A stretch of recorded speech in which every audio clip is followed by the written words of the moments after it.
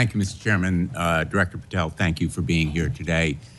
You'll recall well in January at your confirmation hearing before this committee, I raised the prospect of politically motivated retaliation, and you promised me, as you did other members of this committee, quote, every FBI employee will be held to the absolute same standard and no one will be terminated for case assignments. You went on to tell me, quote, all FBI employees will be protected against political retribution. And you assured one of my colleagues that you would honor the internal review process of the FBI. I'm not going to mince words. You lied to us. In the short time that you've been FBI director, you've presided over a rash of retaliatory firings.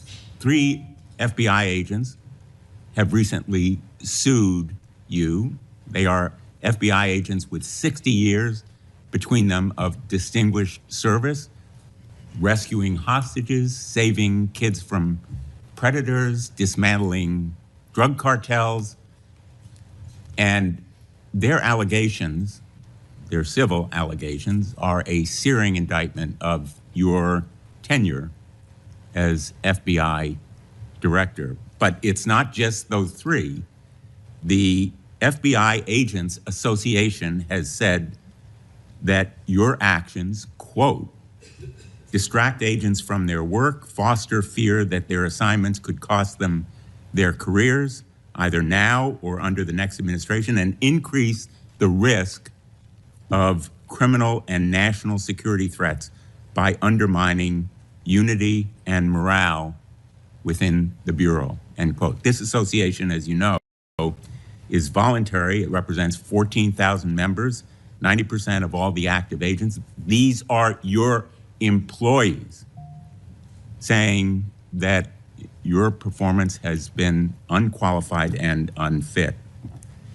And there is mounting evidence that these retaliatory firings were the result of direction from the White House.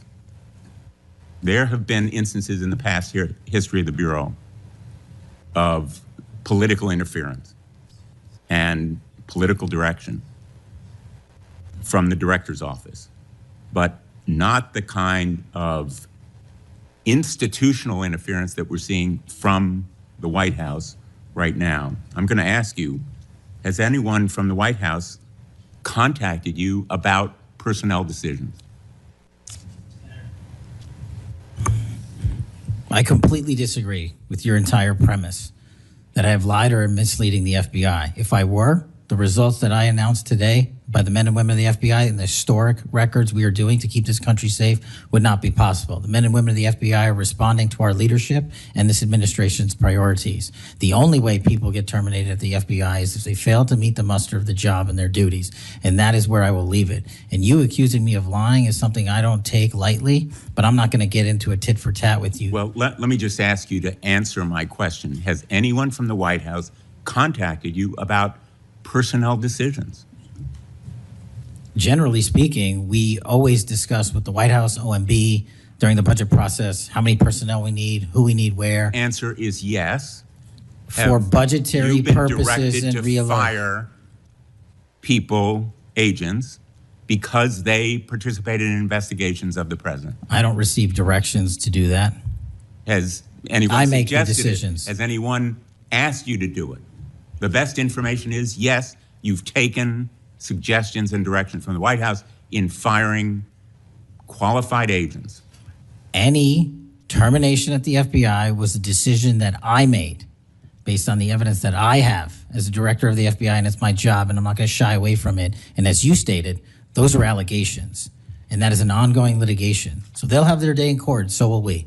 The allegations are not just in that lawsuit, Director Patel, and I think your testimony confirms that, in fact, you've taken direction from the White House. I don't. In those it retaliatory firings. It literally does because not. You've acknowledged that, in fact, they have been in contact with you about personnel decisions. The Let me White House move has on. been, do not put words in my mouth. We're on the record. The White House, like any administration, contacts its agencies on the budgeting process and where it needs personnel and where the mission priorities are. That always happens. If they didn't do that, they would be abdicating the responsibility to law enforcement. I will always work with my partners in the chain of command at the Department of Justice and the White House to ensure that this FBI is delivering the results we are delivering, to include the lowest murder rate in modern U.S. history, to include the most fentanyl seizures in modern U.S. history, to include the most lives saved and the most children found in Just modern ask U.S. you, history. That is a working FBI. That is not a failing FBI. Let's move on to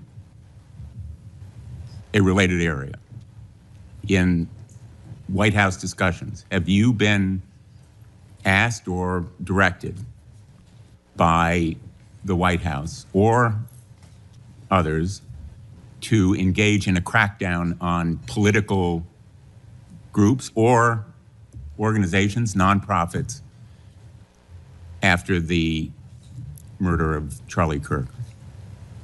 To direct at political organizations? No.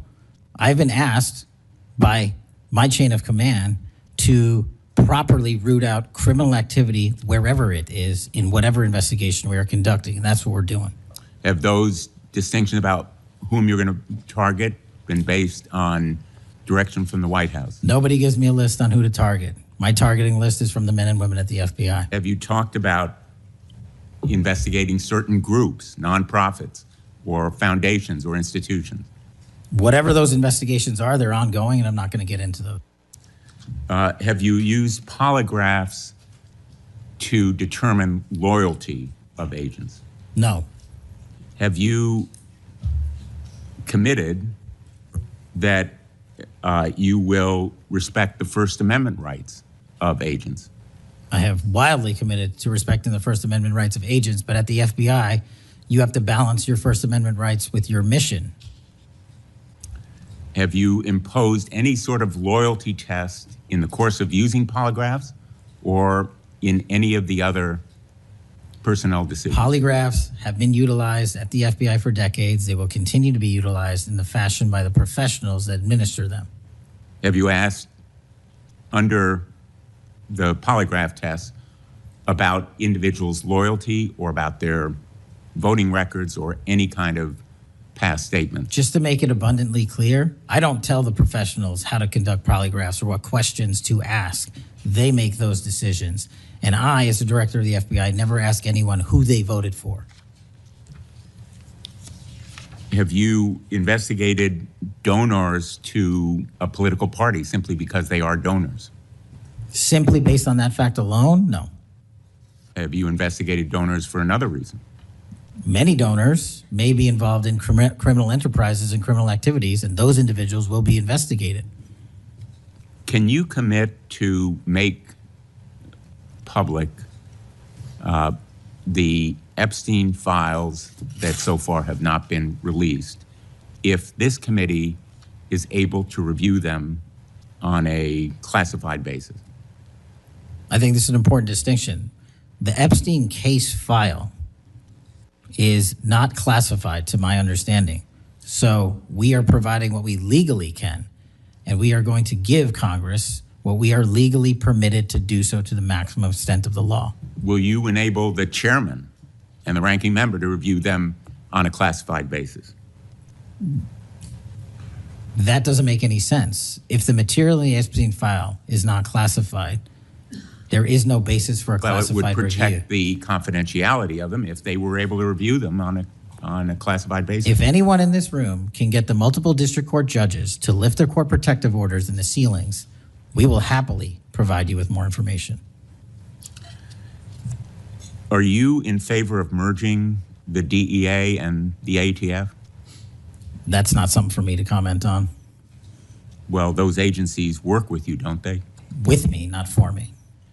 Are you in favor of orienting the FBI toward a national police function as opposed to the enforcement of federal law? The FBI does enforce federal law across the country. That's what we do.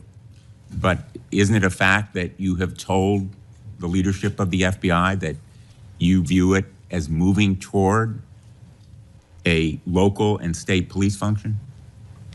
No, we are prioritizing working with our local and state partners, and they will tell you that that has never happened with this much engagement in the history that they have been serving as local law enforcement officers. I believe local cops are the best intelligence source and the best understanding of their communities, and I folded in my FBI agents under that direction to work with them to get the job done. Thank you, Mr. Chairman. For the fourth time today, I want to remind people that my oversight has made clear that Director Ray's FBI was politicized. I've released a trove of records to prove it, not only today, but in past days. I've also said some FBI personnel who have been fired retaliated against my whistleblowers, and I don't remember my Democratic colleagues defending my whistleblowers when their careers were ruined, Senator Schmidt.